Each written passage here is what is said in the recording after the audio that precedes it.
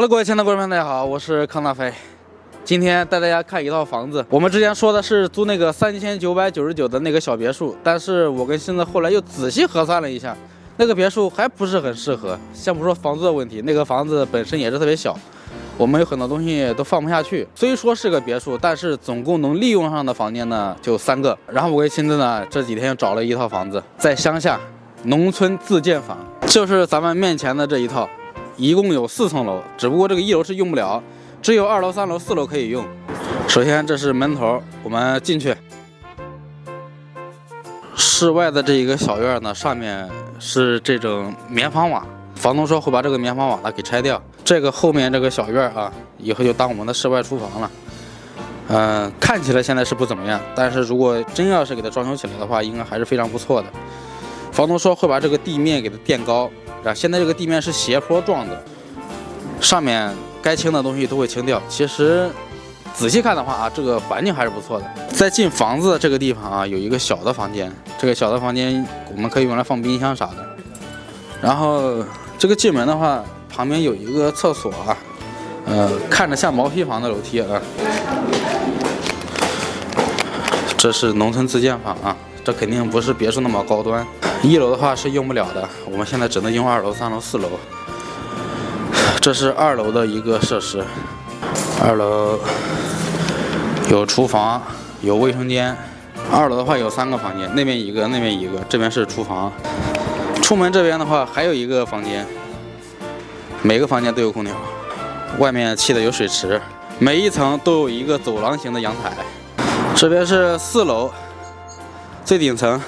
这是4楼的一个内部设施，4楼只有一个房间啊，大房间，然后有一个大客厅、厨房、卫生间。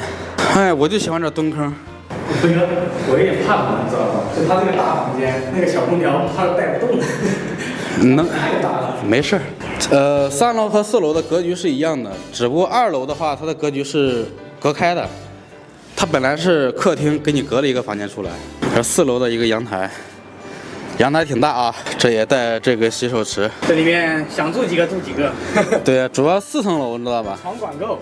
而且这个房子总共的价格2100块钱，便宜吧？便宜。3层楼啊，兄弟们，还带一个院子，才2100块钱。只是说这个前院不是我们的，前院早晚一天是我们的。早晚一天，如果后院弄得好，我们也可以不要前院了，是吧？那说的也是。这是外面的景色。我们现在住的是村里啊，乡下的村里，这属于一个城中村，对面就是市区。这楼下，其实我感觉啊，不是别墅咱们租不起，是这一个农村自建房更有性价比。之前我们看那个3999的小别墅，只有一个小天台，而且是没有院子，而且是在小区里面。可能有时候我们就是拍摄短视频呢，会在晚上拍。有可能会吵到旁边的人睡觉休息，这个房东也跟我们提过。后来啊，就是我跟新子意见达成一致，还是在乡下搞个房子吧。我们之前看了一个3300的嘛，但是那个地方实在是太远了。这个地方还相对来说比较近一点。怎么样？这房间？可以，还行吧？真的可以。主要是每一层它都有厨房，每一层都有卫生间，而且有足够的私密性。这个就挺不错，而且每一层都有热水器。虽然说这是在这个农村，但是我们享受到了别墅的这个规格。其实我们今天看的这个房子就跟农村小别墅一样，这个房子1年的租金25000块，相对来说是缓解了不少压力啊。如果租一个4000块钱一个月的小别墅，1年的话将近5万块，这个是25000块，那省下来2万块钱，那是不是就可以把这个房子整漂亮点？住着也舒服，仔细装修好的话，完全不输别墅。3楼的话，我们就不去看了，它和4楼是一个样子，舒服了。